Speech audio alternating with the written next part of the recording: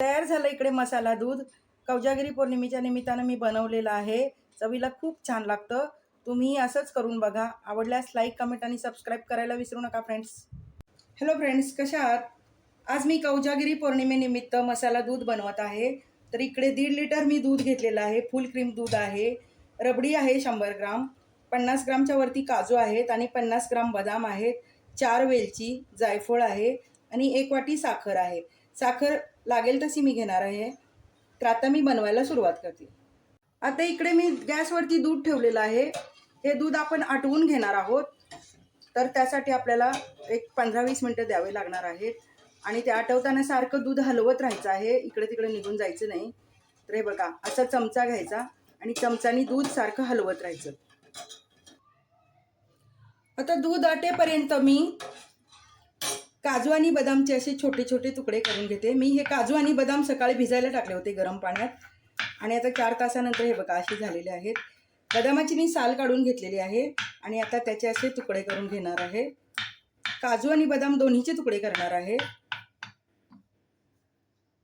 इकडे मी अर्धे काजू कट करून घेतलेले आहेत आणि अर्धे काजू आणि बदाम मी मिक्सरला दळून घेतलेली पेस्ट केलेली आहे.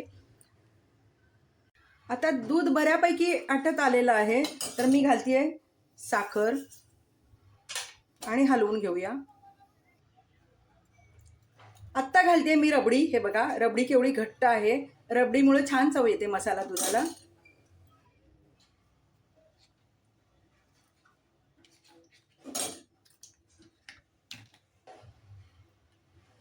आत्ता घालते मी काजू आणि बदामची पेस्ट. त्यामुळे ते दूध घट्ट होणार आहे आणि चवीला खूप छान लागणार आहे. पाहू शकता रबडी आणि काजू पेस्ट घातल्यामुळं दूध असं घट्ट झालेलं आहे आणि चवीला तर अप्रतिम लागतं. खूप छान होतं. आता घालूया काजू आणि बदामचे कट केलेले तुकडे. मी 1.5 लिटर दुधासाठी 2 वाटी साखर घातलेली आहे. इकडे मी वेलची सोलून तिचे दाणे कुटून घेतलेले आहेत, ते घालूया. आता घालूया थोडंसं जायफळ. खिसून घालायचं. जायफळमुळे दुधाला छान चव येते आणि मसाला दुधामध्ये जायफळ जातच, त्यामुळे जायफळ घालायला विसरू नका. आता एक 5 मिनिटं आटवून घेऊया. तयार झालं आपलं मसाला दूध. आत्ता घालूया थोडासा फूड कलर. तुमच्याकडं केशर असेल तरी घालू शकता. माझ्याकडचं केशर संपलेलं आहे म्हणून मी फूड कलर घालते. हे बघा कलर किती छान येतोय, मस्त एकदम.